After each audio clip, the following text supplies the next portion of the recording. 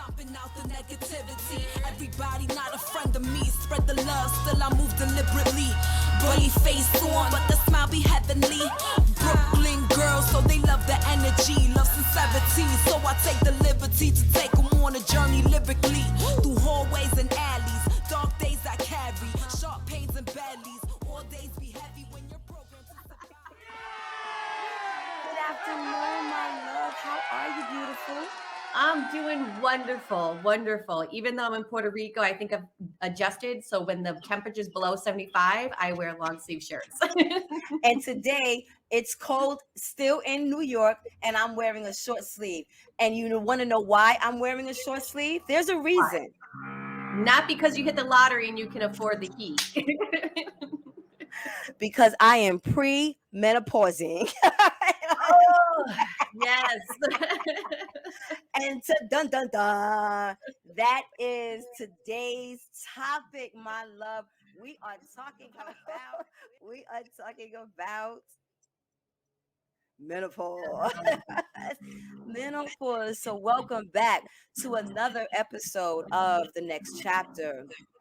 And so I had to apologize since there seems to be some construction going on in my house.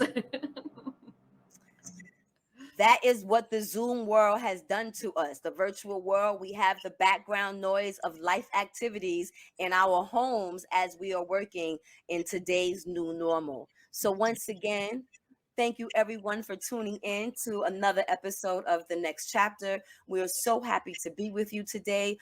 This journey so far has definitely been an exciting one. We're so happy each week to dive into more topics that Melissa and I are going through in this next chapter of our lives. And, we welcome your thoughts. We welcome your opinions. We welcome your suggestions. We welcome your feedback to what you're learning in this process with us, what you're learning in your own process. And today's topic in particular, when we're discussing menopause, we're doing it for the reasons of the things, once again, the things that are not talked about. The next chapter is a conversation where we have shades of gray that we talk about, because this silence that we seem to have, or this this world that you'll find out on your own, is kind of really whack.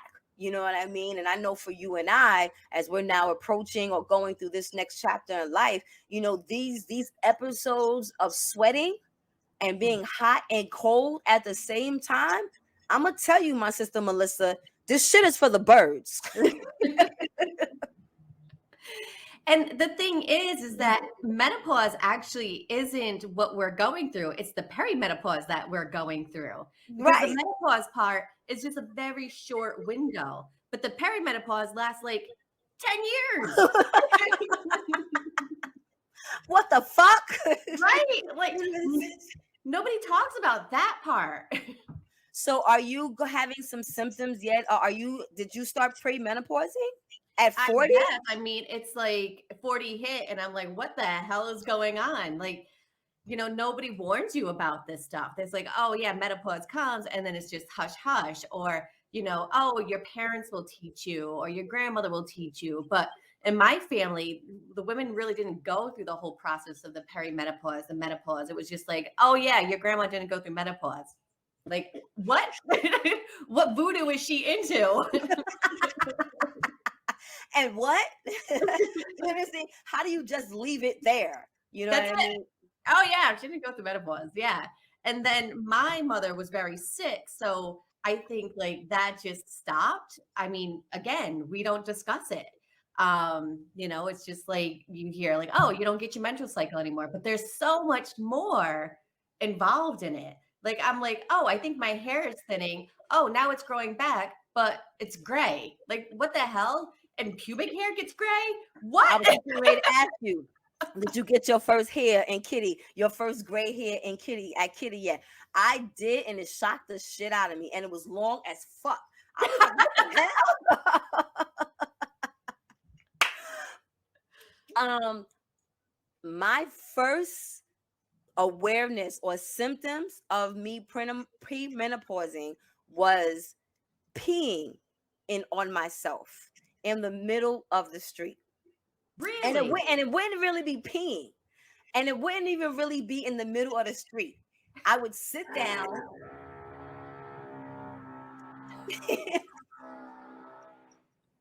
I would sit down and not feel anything, and would stand up and would have a wet spot, a little round wet spot. And it's And not wet. it looked like it would be coming from my ass. Yep. But it wasn't in the middle of my ass, but it was like right below like the crack of my ass and my vagina area. And it wouldn't be but this big. Interesting. And I wouldn't feel it. I didn't even know it would happen until I got up and would feel a wet spot. And I'm like, what the fuck? And at first, the first few times I didn't really think nothing of it. I was like, maybe I laughed too hard. Stuff is flowing down there at all times anyway. But then it started happening on more of a regular basis, where I went to CVS and fucking bought Pampers. Pampers. Well, first I bought the liners. Yeah. But these shits was like fucking. They were bigger than pads. They were like extended loaves of bread. It's French bread. Okay, everyone. So I'm gonna show you guys. So I am. Oh, see, by little fufa. So I am putting this large freaking pad that's not supposed to show, and I'm walking. And I'm sure you felt so sexy. And I'm like, so when I invested in the underwear, you know what I'm saying? Because the commercials make you think that they're pretty and they're thin. Oh, those yeah, shits was like fucking diapers. Oh my gosh. Them bitches was $30, Melissa. Wow. Now, are these the Depends.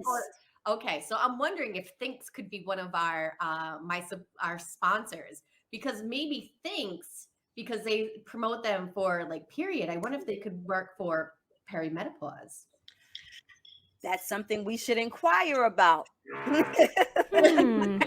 Oh wait, was that a sound effect via background noise?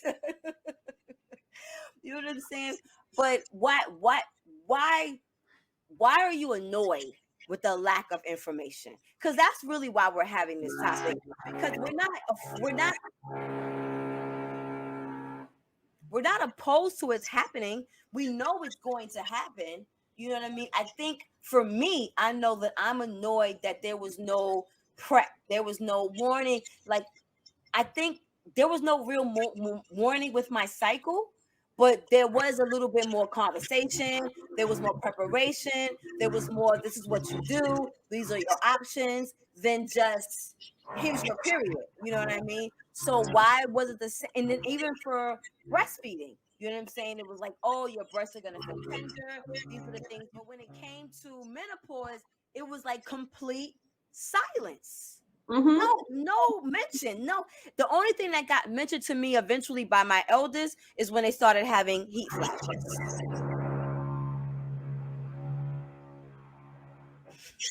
So with the heat flashes, like, did they talk about it because it was like we all noticed it?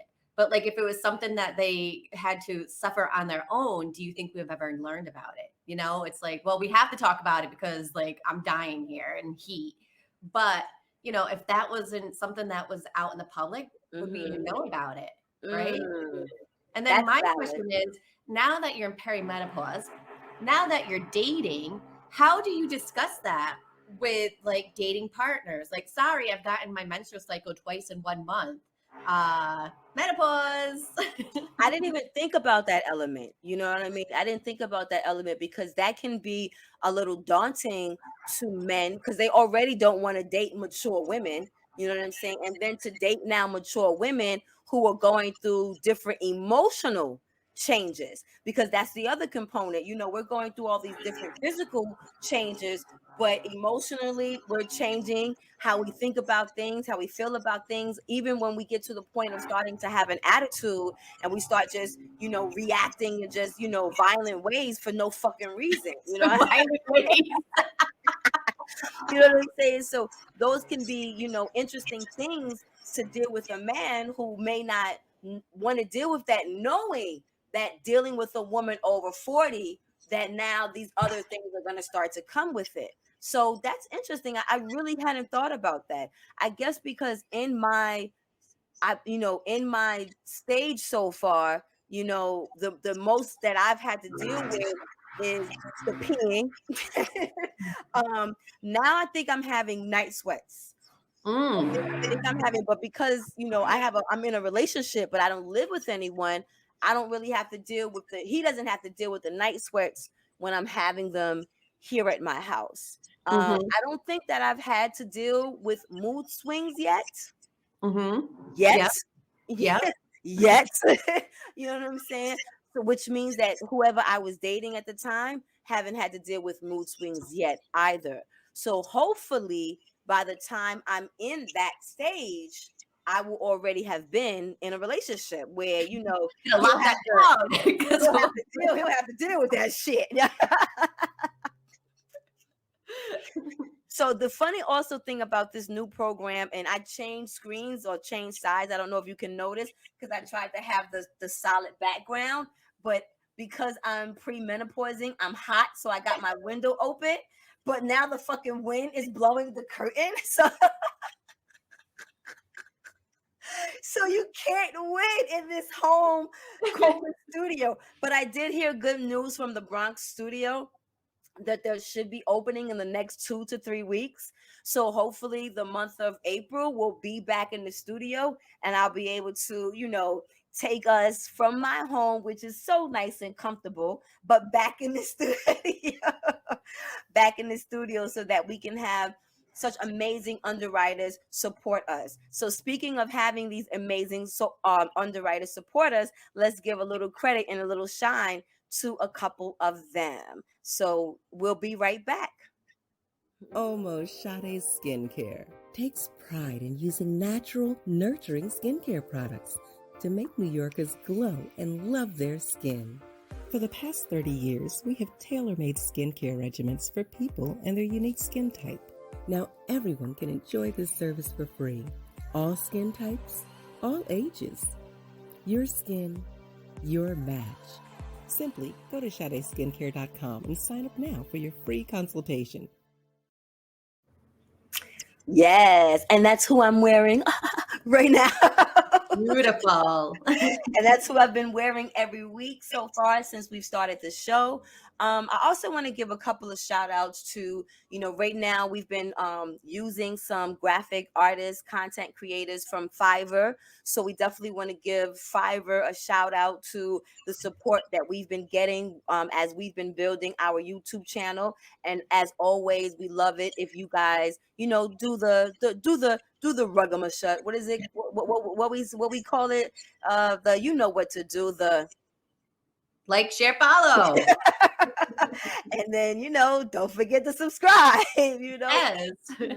All that good stuff. But, you know, so and in order for us to keep moving and to keep doing these things, you know, and to get other underwriters, like the company we were just talking about that does the tampons, that maybe might do undergarments as well for those women that are coming into menopause. You know what I mean? And then, you know, we have other, you know, people that we're looking at. So we want to make sure that each week we definitely take time to acknowledge those businesses that support the next chapter. Mm-hmm. So now I want to ask you. Yes, there you go, my love. When you started going through perimenopause, did you have that feeling of sense of loss of not being able to have more children?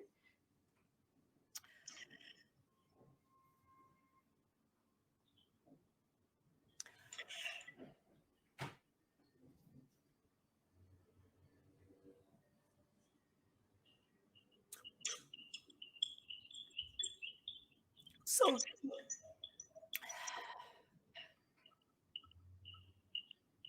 Yes and no. What started happening was this. Mm, Was this emotional wave of tears that comes over when I start to think about the kids. interesting. So when I first started was last year, as Isha was getting ready to graduate high school and prepare for college. So I was getting my mind already prepared to become this empty nester, but it was a very emotional time because it was the last of my children that was now leaving the nest, Mhm. leaving the home. So everything was just extra super emotional for me. And then I'm now going through this. So every moment, it was almost like a joke. I would just be randomly freaking crying. You know what I'm saying? Freaking crying. So what happened was the sadness more was in the idea of not having any children to take care of on the day-to-day basis. I don't think at that time I wanted more children, Mhm. but I definitely felt a hole in my children leaving the house. So I don't know if that had anything to do with me becoming an empty nester or me getting me in my premenopausal state. Mm.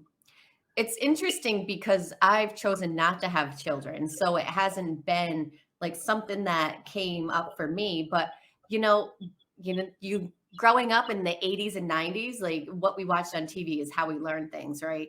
And so I remember that episode of Golden Girls with Blanche thinking that she was pregnant and then realizing no, she was actually going through menopause and how devastating that was for her. Yeah, I Um, remember that episode. you remember that episode too? Yes, I remember. I think I actually just saw that episode recently again. Yes. And I think if it wasn't for that episode, I probably wouldn't have thought of it that way. Mm. Um, how it was the scary thing of this loss of not being able to have those children. But I haven't had that. I haven't had children. I don't choose to have children. So I don't have that. But it's like, giving up that ability, well, not even being like that ability being taken from you. Like there's no choice, there's no say.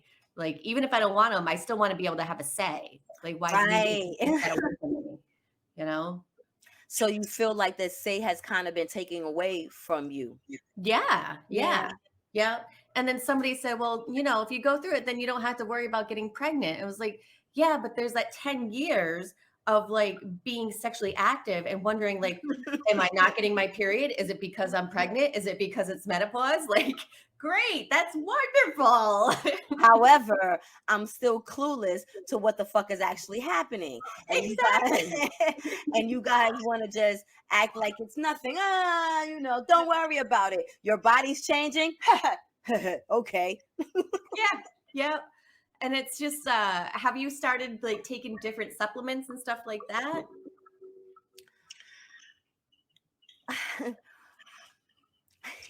Yes and no. Okay. I don't know if it has anything to do with, the stage I'm going through or the stage I'm in.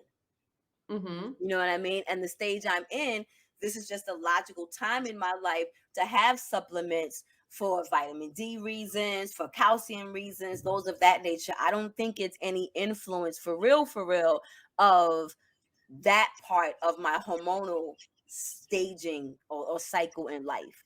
You Mhm. know, I think for like I said, for me, for the most part, was the lack of empathy when sharing information. Because I don't, obviously there's nothing that they can do. We're gonna go through it. You know what I Mhm. mean? That's just what it is. And I'm okay with that, but I'm not okay with you not sharing with me what I can expect to happen so that I don't feel emotionally lost. You know what I'm Right. saying? I think, yes, for us, maybe, we've been fortunate, you know what I mean, to not have gone through a feeling of loss or um, um, incomplete because we're no longer able to have children. But for many women, that is not the case. You know what I mean? Yeah. And that's another reason why it's moving us to have this conversation, because just because it directly does not affect us in that Mhm. way, it's affecting so many of our sisters who once again are having this feeling. Sorry for the echo, everyone. Of having this feeling of feeling alone, that they're crazy. And that's what's upsetting, because I've heard women literally think that they were going crazy when this was happening to them. So why have a woman, a daughter, a sister, no, a daughter, a granddaughter, go through feeling like she's crazy because you just didn't want to make time to have a fucking simple conversation with her, the same way that you made time to have a conversation with her when she would first have her cycle at 10, 11, 12. But then, you know what? Am I lying? Am I giving more credit to our mothers that they had that conversation with us when we first started our cycle? I remember having that conversation in 4th grade when they brought in a lady that brought us in like our first pads and a little book that I would like refer back to every once in a while. I mean, it was just like, you knew it was going to happen. School kind of gave you the background, and then it was like, and then eventually it will stop.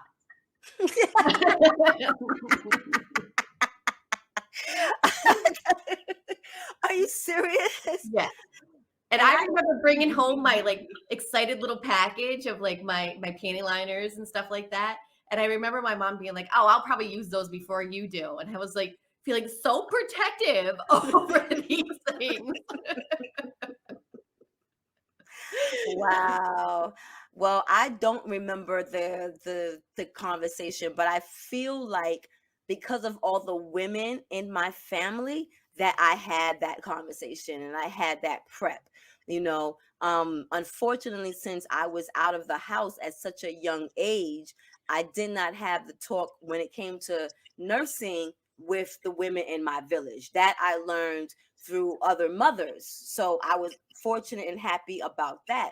But I would have liked to learned it from the women in my village, because that's what traditionally, what culturally we've taught, that you pat traditions and teachings get passed down. So I also think, unfortunately, due to systematic racism, that has also been taken out. Traditions, cultures, they've eliminated these conversations that maybe at one time was happening. I don't know. I'm hopeful that they were. Yeah. I mean, at one time, families lived together, right? Like Yes. you had the older generation living with the younger generation. And there's even like people are saying, women live longer because they were more important in the, raising the younger generations. Men, we didn't need so much, but we needed the women to help raise the younger generation. So great grandmas, grandmas, stuff like that. Right. So like nature naturally weeded out the male-bodied individuals.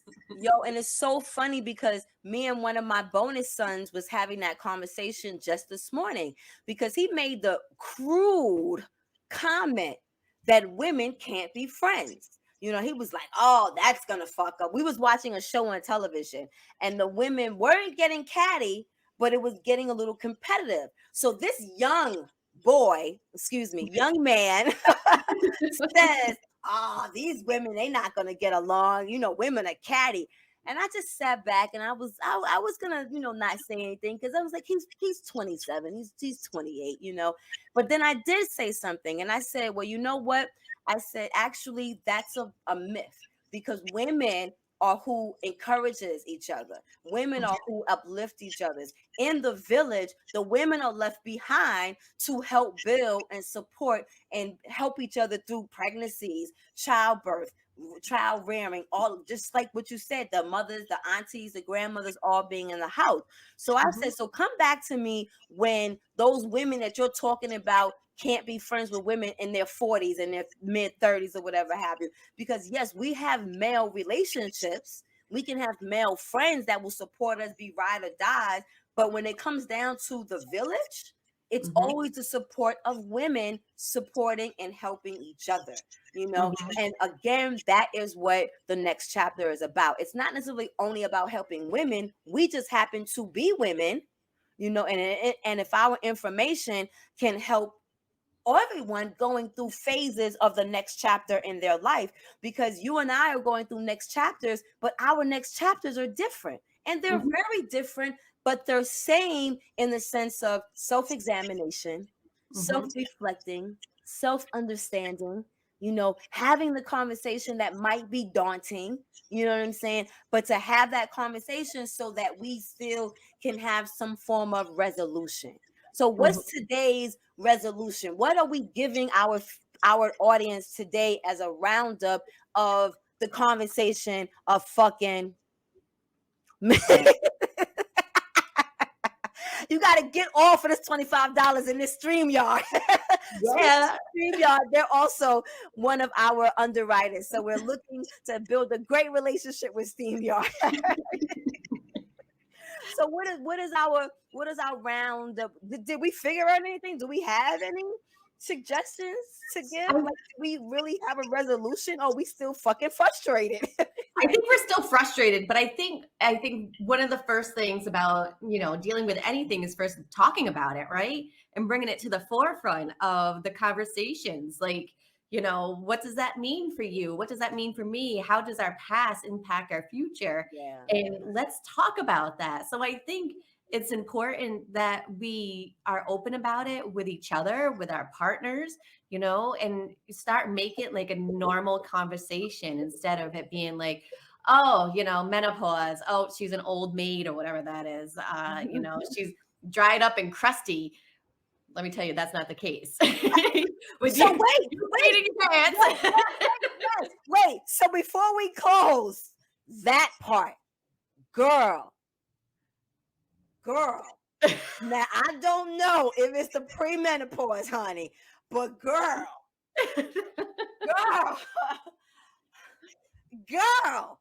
So and it's crazy because I have a man now who tells me I want sex too much.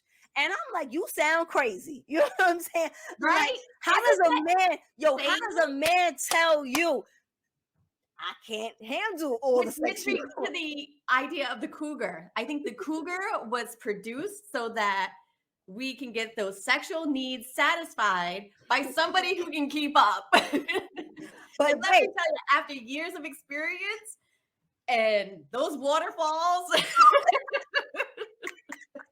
anybody should be blessed to have a cougar. But I'm gonna tell you, girl, my 60-year-old, he handling his business though. That's why I tell him he lie. He lie when he want to tell me I'm the one who wants sex all the time and wants sex too much. Cause this Negro don't even know how to have quickies. Every time we fucking, he talking about it's me. But he the one that fucking want to go 30, 45, fucking 50 minutes every time we have sex. I have not had a quickie with this man yet, but he wants to put it all on me. On me. And you know what? I'll take that to the menopause. So I think that's roundup today is that you need to get a cougar. No, Melissa, that is not part of the roundup. Shit. And again, you can reach me at Melissa.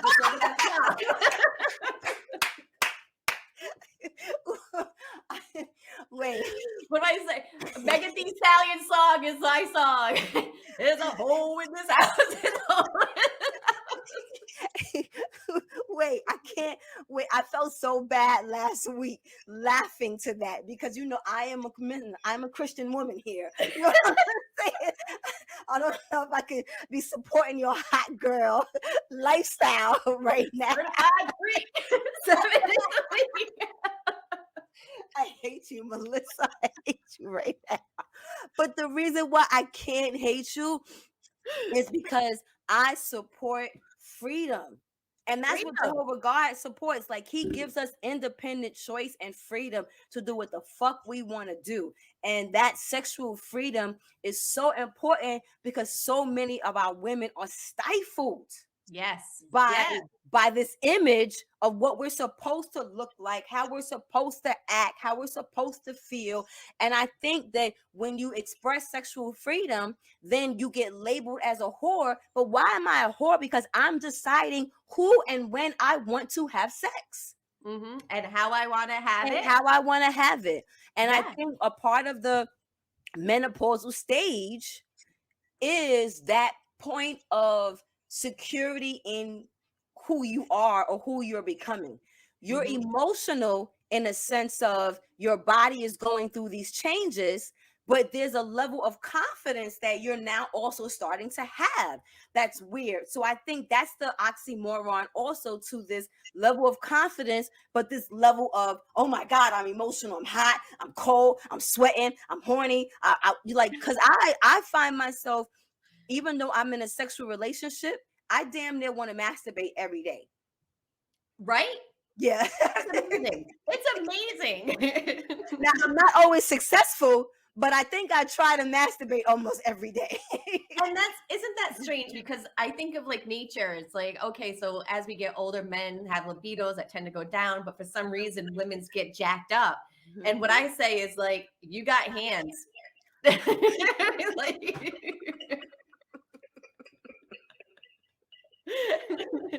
God gave you 5 on each hand.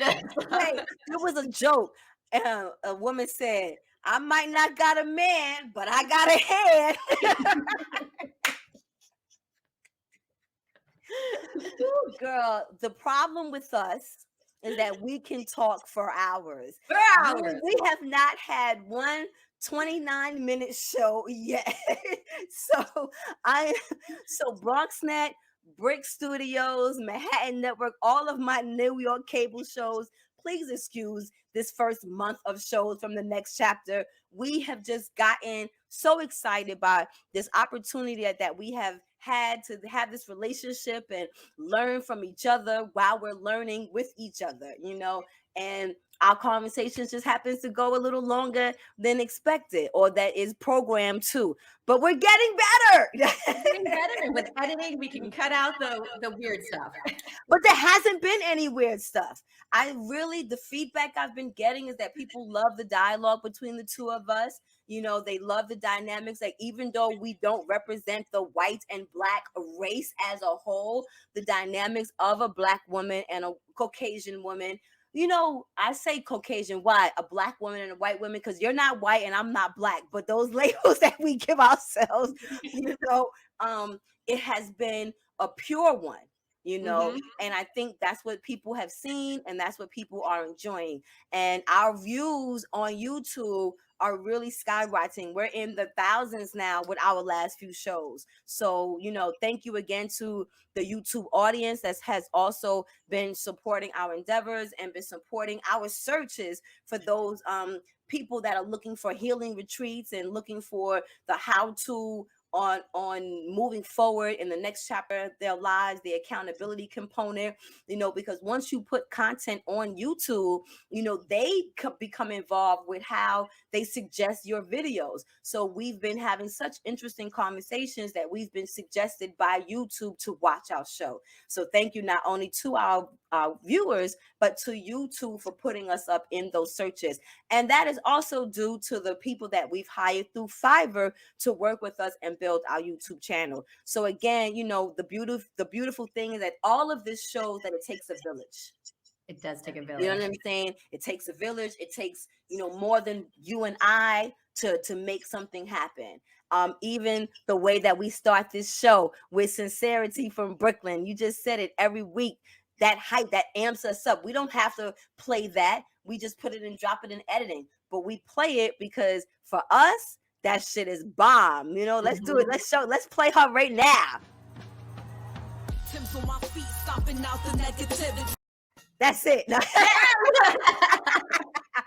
But bomb. So yeah. So again, we like I said, we're happy that you're here with us, but we want you guys to make sure that you do the like share, follow, because without you, we don't grow. So when you like, share, follow, don't forget to subscribe. And tell us what you think about this new episode that we did in StreamYard. Yeah, let us know what you think. Let us know if it was kind of cute, like the little background and the different ways that we were able to coming out. Let us know your thoughts, because I know we kind of liked it. What you thought, Melissa? I liked it a lot. Okay. So we might keep it up. We might keep it up. So on that note, everyone, once again, I am one of your hosts, Minister Kat. And Melissa D. Yes, and we are coming to you from the next chapter, where we discuss shades of gray. Until next time, please don't forget to like, share, and follow, and we'll see you again. Wait, do we have... No, we don't have the next chapter. Okay. And we'll see you again next week on the next chapter, everyone. Bye. Legendary ciphers get the MCs in the jobs. The city never sleeps. Slept from 1 to 5 when COVID hit the block and we had to stay inside. Tough love is all I know, so be gentle with myself. Learn to navigate winters with no coat.